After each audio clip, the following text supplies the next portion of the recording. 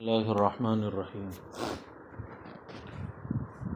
عنوان ہے نماز کی اہمیت، فضیلت اور نماز ترک کرنے کی وعید ہے۔ اسلامی عبادات میں نماز کو سب سے زیادہ امتیازی مقام حاصل ہے۔ اسی امتیازی شان کی وجہ سے اللہ تعالیٰ نے نماز کی فرضیت کا حکم شب معراج میں پیغمبر کو آسمان پر بلا کر مرحمت فرمایا۔ یہ واقعہ ہجرت سے قبل مکہ مکرمہ میں پیش آیا، جس کے وقت کے بارے میں اقوال مختلف ہے۔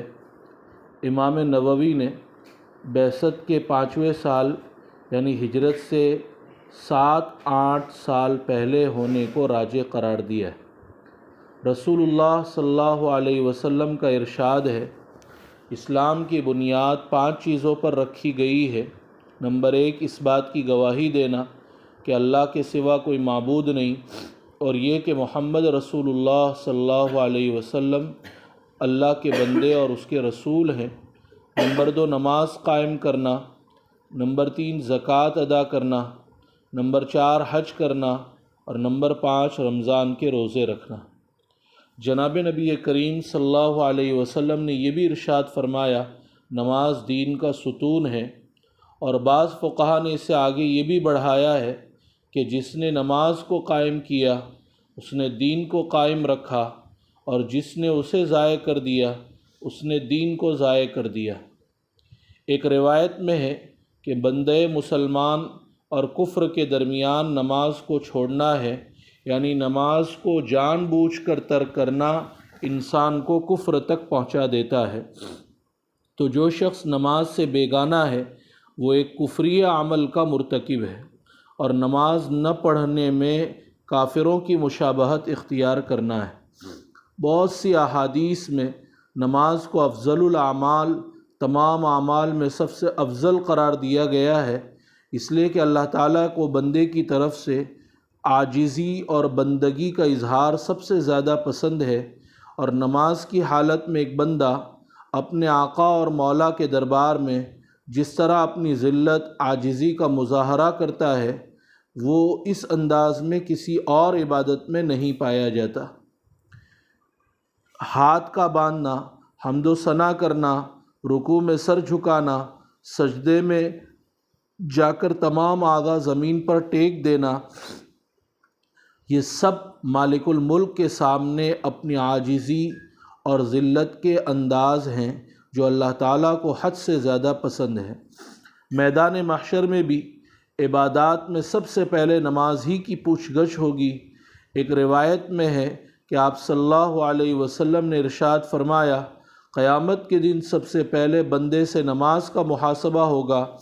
اگر نماز ٹھیک نکلی تو بقیہ اعمال بھی ٹھیک نکلیں گے، اور اگر نماز ہی میں کوتاہی نکل آئی تو بقیہ اعمال اس سے بھی زیادہ خراب ہوں گے۔ نماز کی ایک بڑی خوبی یہ ہے کہ نمازی شخص کا ضمیر زندہ رہتا ہے، جو اسے ہر برے کام سے روکتا ہے، اور جلد یا دیر سے نماز کی برکت سے بڑے گناہوں سے بچنے کی دولت نصیب ہو جاتی ہے۔ ارشاد خداوندی ہے، ان الصلاۃ تنہی عن الفحشاء والمنکر، بے شک نماز بے حیائیوں اور برائی کے کاموں سے روکتی ہے۔ ایک شخص نے حضرت صلی اللہ علیہ وسلم سے شکایت کی کہ فلاں آدمی رات بھر نماز پڑھتا ہے اور صبح اٹھ کر چوری کرتا ہے، تو آپ صلی اللہ علیہ وسلم نے جواب دیا کہ یہ نماز عنقریب اسے اس عمل سے روک دے گی۔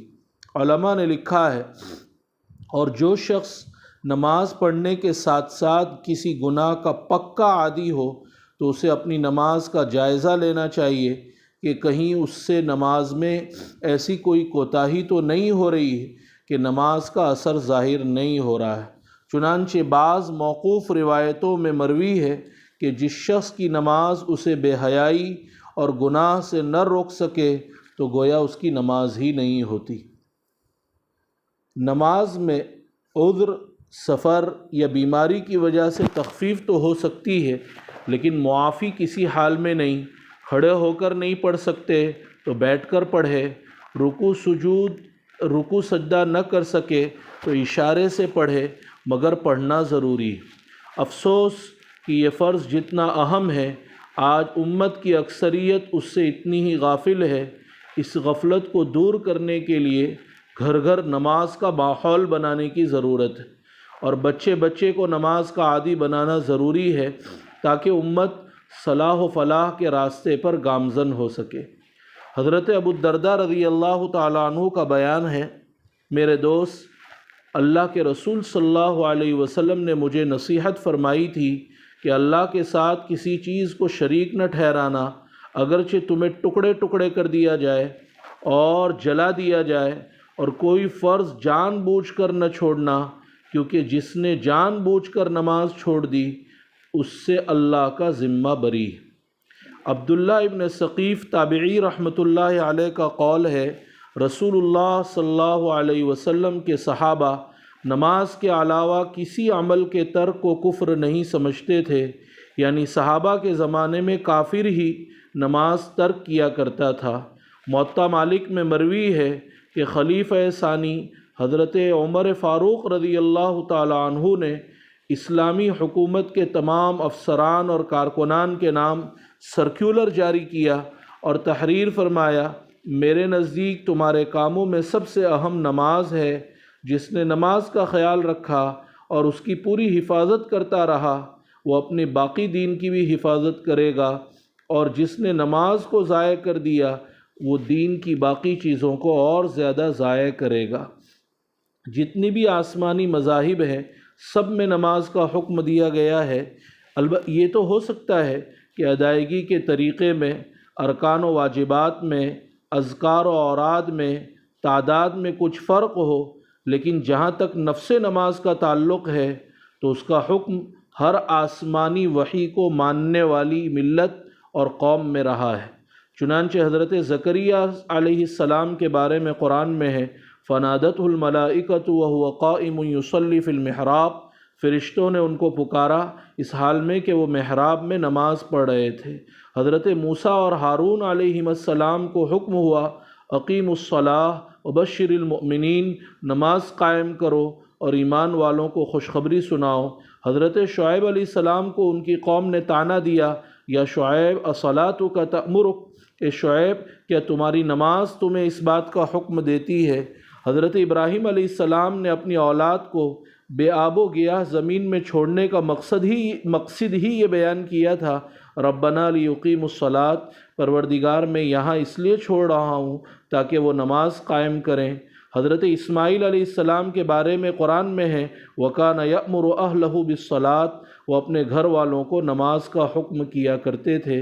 حضرت عیسیٰ علیہ السلام نے گہوارے میں ہی کہہ دیا تھا، وَأَوْصَانِي بِالصَّلَاةِ وَالزَّكَاةِ، وہ اللہ نے مجھے نماز اور زکوٰۃ کی تاکید کی ہے۔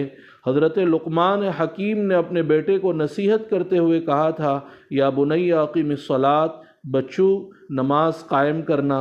بنی اسرائیل سے وعدہ لیا گیا تھا، اقیم الصلاۃ وآتوا الزکاۃ، نماز قائم کرو اور زکوٰۃ دو۔ لیکن نماز کو جتنی اہمیت اسلام میں دی گئی اتنی اہمیت کسی دوسرے مذہب میں نہیں دی گئی، بلکہ توحید کے بعد سب سے پہلا حکم جو جناب نبی کریم صلی اللہ علیہ وسلم کو دیا گیا وہ نماز کا حکم تھا۔ اللہ تعالی ہم سب کو نماز کا اہتمام کرنے کی اور اس کی پابندی کرنے کی توفیق عطا فرمائے، اس کی فضیلت، اس کی اہمیت ہمارے دل و دماغ میں راسخ فرما دے۔ سبحان اللہ بحمدہ، سبحانک اللہم وبحمدک، نشہد ان لا الہ الا انت، نستغفرک۔